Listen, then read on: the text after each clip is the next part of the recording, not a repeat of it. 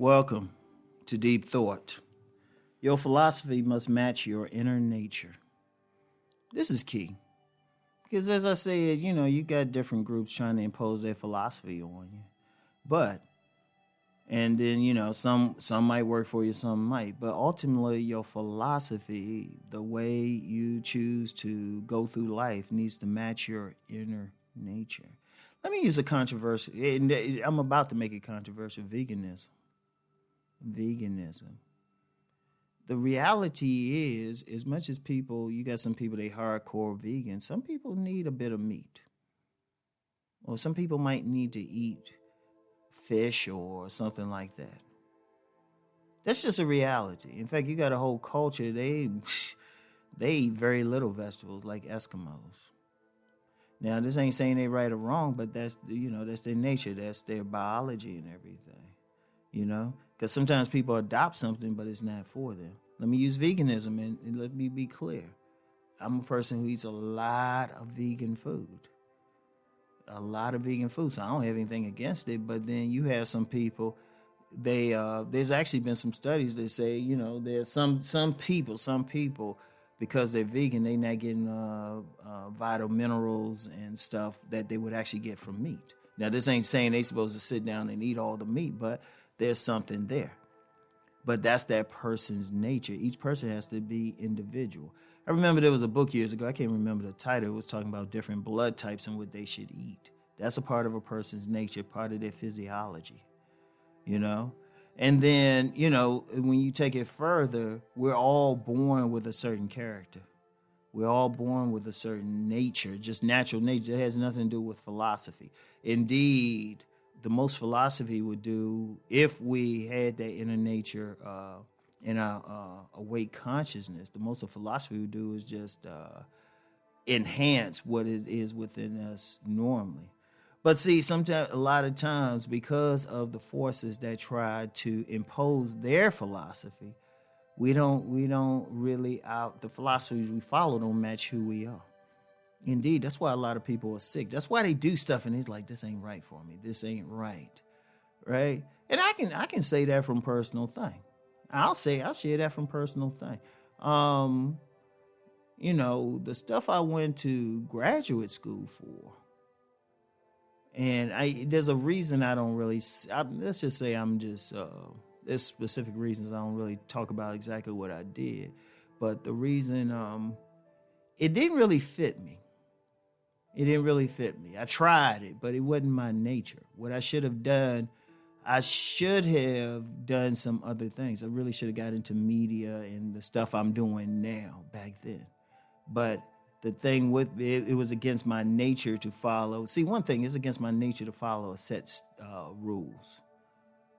It's against my nature. I'm one of those types. I can impose order, but I have a hard time following order. That's my nature. I have a hard time following people. But getting into things, I was getting into somewhere I would have to follow certain rules, certain order, and that was against my nature, and it really caused a lot of stress within me, a lot of problems. The philosophy I was following is like, oh, well, okay, you got this thing, this is what you should be doing, Rom, and everything, and I was like, it didn't work out for me. Didn't work. I was feeling uncomfortable while I was trying to force it. That's like, man, what is this? But then as soon as I did stuff that reflected my nature, my philosophical nature, like a big part of my personal philosophical nature now is sovereignty. That's a philosophy. When I talk about it, that's my philosophy, to have control over my life. Once I started doing stuff, once I really embraced that and started doing stuff that would give me control of my life, then everything was matching up. And see, in order to know that, you got to know yourself. And you got to be honest about yourself. Shout out C Boogie, you got to look in that mirror. That's a very important piece. You got to, because trust me, and I'm saying this from personal experience. It is a stress. You trying to do something that you're not comfortable with. You trying to do something that's going against your nature, and a lot of people do that. I've seen a lot of people. There's a lot of people who went to school, maybe college or graduate school, professional school, medical school, law school, because, the philosophies they were following saying, hey, yeah, go here. But then what they should have did is something else. Because, okay, like maybe you had a guy who went to law school, right? Had a guy who went to law school and was actually good at it, but it was just something tearing at him, causing him some stress. He couldn't figure it out. But then all of a sudden, he had his house that he paid for, he making his money, and it hits him. He really enjoys just doing yard work. So he might just switch. So his inner nature might be more philosophically doing stuff like that in nature. And I actually knew somebody like that. They were following. They had somebody who had graduated from this law school in the D.C. area, and when I first knew him, he was a conservative. He was a conservative, hardcore conservative.